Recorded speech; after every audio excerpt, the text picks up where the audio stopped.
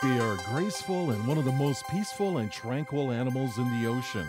They can get very large, but that doesn't stop many divers from enjoying the flight of the manta ray.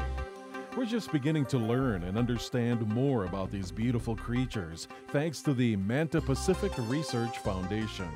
Manta rays are elasmobranchs, which means they're related to sharks. They have a cartilaginous skeleton and no bones. That means that they can be very flexible and they're very graceful in the water.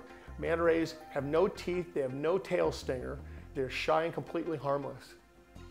Manta rays are ovoviviparous, which means that the female manta ray retains the fertilized egg inside of her. The egg hatches, and then when the baby is born, it is a completely formed miniature manta ray, perhaps 3.5 to 4 feet across. These divers are holding their flashlights in a specific pattern to attract plankton.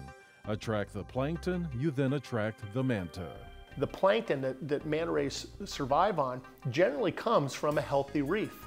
The healthy reef environment allows fish to lay eggs and shrimp to lay eggs and mollusks to lay eggs, copepods, mysids, all these little things that the manta rays feed on come from the reef. That's why manta rays need to live near a nice healthy reef. We've got to preserve that reef's integrity and health.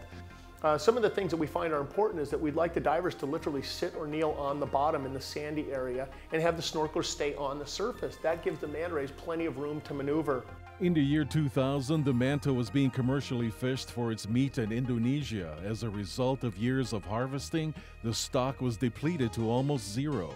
Also, the manta was at one time abundant along the lower eastern coastline of the United States. People would go out and sport fish for manta rays and they'd bring them in. And in fact, the largest that they ever caught and weighed was 22 feet across. And when they hoisted it up on the scale, it maxed out the scale at 3,000 pounds, right? That's what big game fishermen want. They want to get something big. As a result, there's no manta rays really up and down the eastern seaboard anymore. Manta rays have been protected in the Philippines since 2003 and in Mexico since 2005. Those countries have found out that manta rays are worth way more alive than they are dead. Our hope is that we can get some sort of legal protection for manta rays in Hawaii. The big concern is that somebody's going to come over and fish our manta rays, and because they don't reproduce quickly, because they don't migrate, if you start fishing manta rays, they're going to be gone. Manta rays go back in the fossil record like 10 or 20 million years.